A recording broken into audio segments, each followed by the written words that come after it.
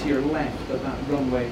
And you're looking to just roll the aircraft left to get From flying planes in a war zone to flying planes on a computer screen.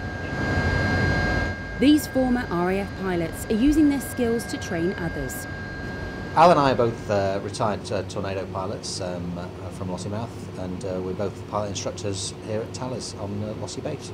So that means we train Tornado aircrew through the simulator, whether they're here or we can train remotely to another base as well. Not quite content with the challenge of their day jobs, they decided to take their skills somewhere completely different.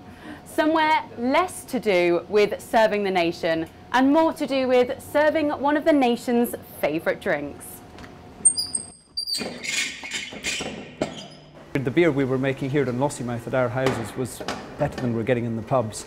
And I suppose it started from there. Somebody said, oh, you guys should open a brewery. We thought, no, we're not going to do that.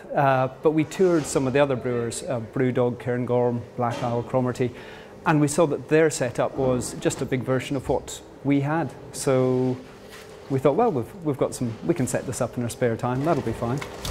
It's a juggle. There are occasions where we're busy working over here and we suddenly realise we should be over in the sim, and everyone sees us disappear out the door. So we started off sort of just doing everything together, but as the thing grew, we realised that we needed to sort of start specialising a little bit. So Al does most of the production side of things and is involved more heavily in the brewery, and I've moved over and do more of the office-based bits and pieces. I'm just digging out the spent grain just now.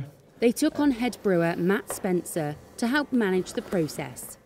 So one of the important things of brewing is the scheduling, the timing of the whole brew day, because it's quite a long day process from start to finish, and it's for consistency of product. It's quite important that the process happens in the same order and the same timings every time. 5 years on, and they're now 5 times the size they were when they started. But with all the popularity, they haven't forgotten their military roots when naming the beers.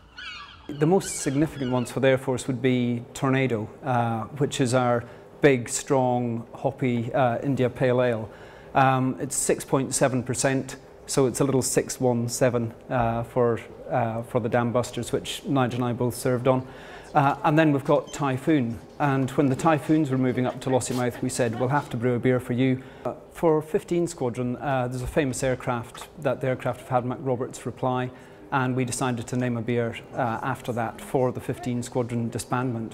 This came to the attention of the RAF 100, and we're looking, if we can, to supply that at a bigger scale to many events to celebrate RAF 100.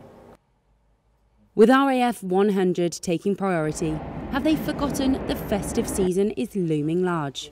Christmas is always a busy time. Once we hit December, it goes a bit crazy in the little shop here.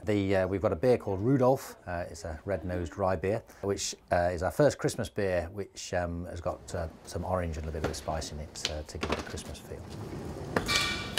With a Christmas beer selling fast, RAF 100 just around the corner, and word of a pub being installed on the site, the business, like the beer, looks like it's going from strength to strength. Ashley Cowie, Forces News, Lossiemouth.